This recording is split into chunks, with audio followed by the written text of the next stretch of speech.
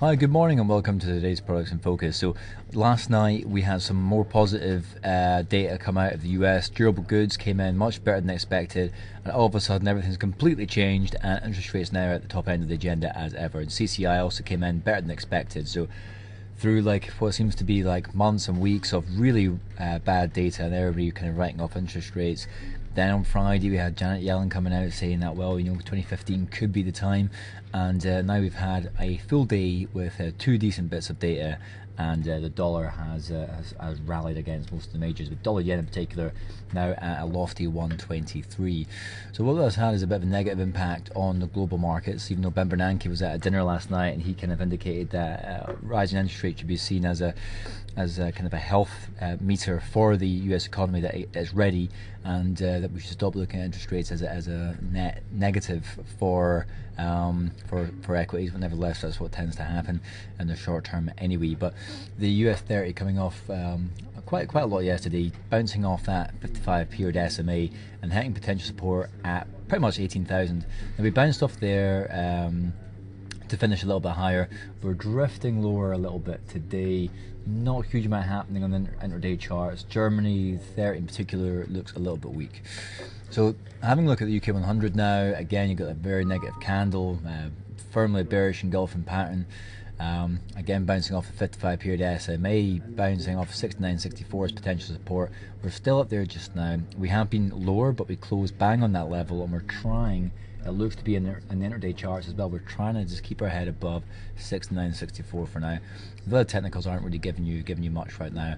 And in regards to economic data, we don't really have a huge amount. You have to wait until tomorrow really, where you've got UK GDP, you've got US employment claims, housing data, and the weekly petroleum update, which is usually on a Wednesday, but for some reason it's on a Thursday this week. But that gives you a bit of an idea. Data-wise, there's not a huge amount else out there, so probably likely to be a little bit of selling pressure in the markets. Looking at Japan 225, data coming out of China, again, isn't looking that special to be honest, but that's all just talking about potential stimulus aspects. Kind of flatlining a little bit here, even though dollar yen is rising and the yen's getting sold off just now. That gives you a bit of an idea of where Japan 225 is right now. Two doji formations right here, quite long-legged candles, but still grinding higher. Other technicals pretty neutral, apart from the RSI and the stochastic. Actually, they're in overbought territory, but they don't yet have a signal to sell.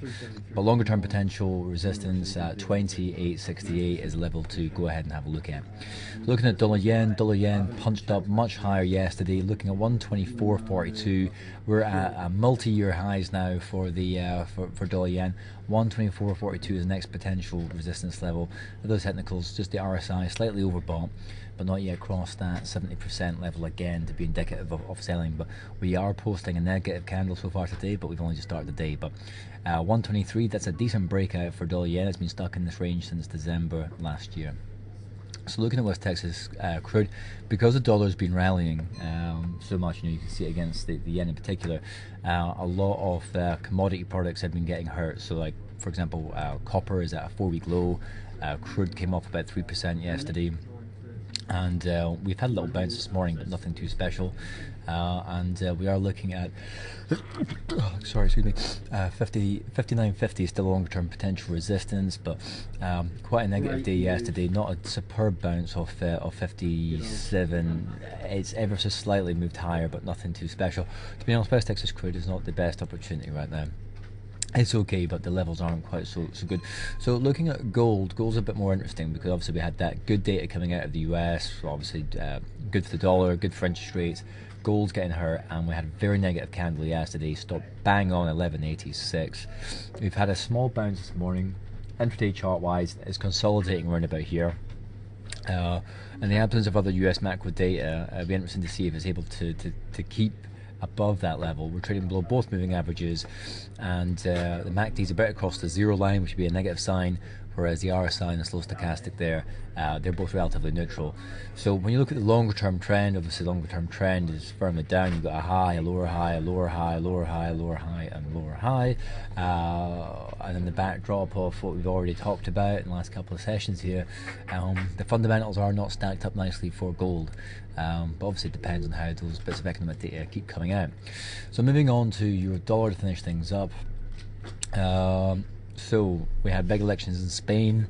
The Popular Party there got punished for the years of austerity that they have been putting the Spanish people through, talking about a lot of political unrest still out there in Poland as well. Obviously you have issues in Greece. You've got the referendum for the Eurozone and the UK coming up before 2017. There's a lot of factors attacking the union at the moment, and you can see the last couple of sessions we have come off.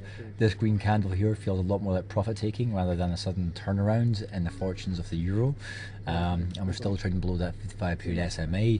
1.0786 is the next potential support level, followed by 1.0223 should the euro continue to feel the pain.